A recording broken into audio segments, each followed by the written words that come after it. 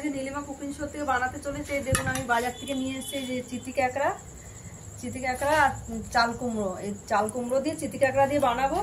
আমি এখন এই চিতি কাঁকড়া কেটে রেডি করব। আগে চিতি কাঁকড়া কেটে রেডি করি। এই যে এইভাবে কাটবো আমি কেটে। আগে খোলা ছাড়াতে হবে, যে ঠ্যাং ফেলে দিতে হবে, ছোট ছোট এগুলো রেখে খাওয়া যায় না।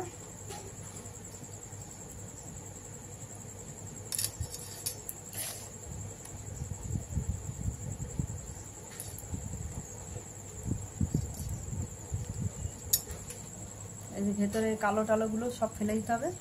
এই যে এইভাবে কাটতে হবে কাট করে। তো আমার কাঁকড়া মাছ কাটা হয়ে গেছে। আমি এই যে কড়াই বসিয়ে দিয়েছি, তেল দিয়ে দিচ্ছি কড়াইতে। প্রথমে কাঁকড়াতে আমি নুন হলুদটা মাখিয়ে নিই। এই চাল কুমড়োটা কেটে আমি এই যে রেডি করেছি। ভগবান, এই যে নুন হলুদটা মাখিয়ে নিচ্ছি।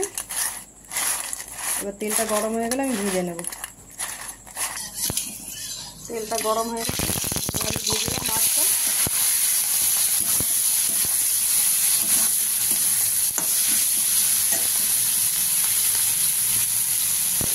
মাছটা ভেজে আমি নামিয়ে নেব, তারপর আমি চাল কুমড়োটা বসাবো।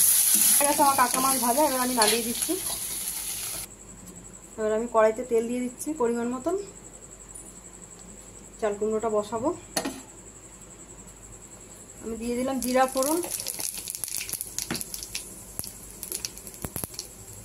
কেটে রাখা চাল কুমড়োটা এবার দিয়ে দেবো। জিরাটা আর একটু হয়ে গেলে এবার দিয়ে দিচ্ছি কেটে রাখা চাল কুমড়োটা। চাল কুমড়োটা হয়ে যাবে, তারপর আমি কাঁকড়া মাছটা দিয়ে দেবো মধ্যে।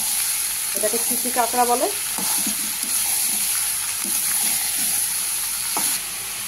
দিয়ে দিচ্ছি 4-5টা কাঁচা লঙ্কা ভেঙে নেব।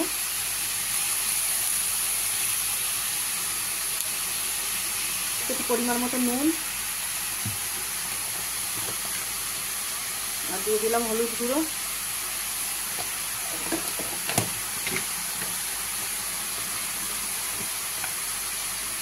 পরিমাণ মতন একটু জিরা ধনের গুঁড়ো দিয়ে দিচ্ছি পরিমাণ মতন, অল্প করে 1.5 চামচ মতন দিলাম, ছোটো চামচে।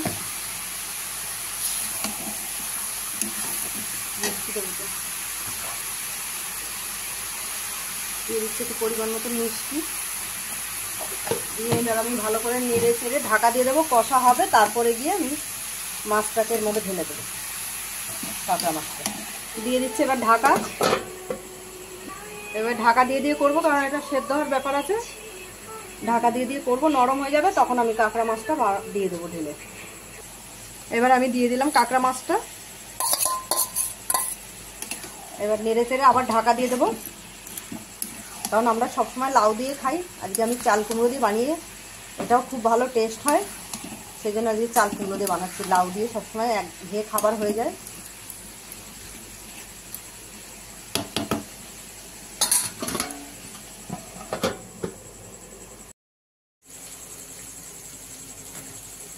হয়ে গেছে বন্ধুরা আমার চাল কুমড়ো কাঁকড়া মাছ দিয়ে। এবার আমি নামিয়ে দিচ্ছি। বন্ধুরা দেখুন, এই যে কাঁকড়া মাছ দিয়ে চাল কুমড়ো দিয়ে চিতি কাঁকড়া। আপনাদের ভালো লাগলে আপনারাও বাড়িতে বানিয়ে খেয়ে ট্রাই করে দেখতে পারেন। আর নীলিমা কুকিং শোটিকে সাবস্ক্রাইব, লাইক, কমেন্ট করে শেয়ার করে দেবেন। ইউটিউবে আর ফেসবুকের বন্ধুরা আপনারা লাইক, কমেন্ট, শেয়ার বেশি বেশি করে দেবেন। আর নীলিমা কুকিং শো বলে পেজ খোলা আছে, সেখানে আপনারা লাইক, কমেন্ট, শেয়ার বেশি বেশি করে দেবেন।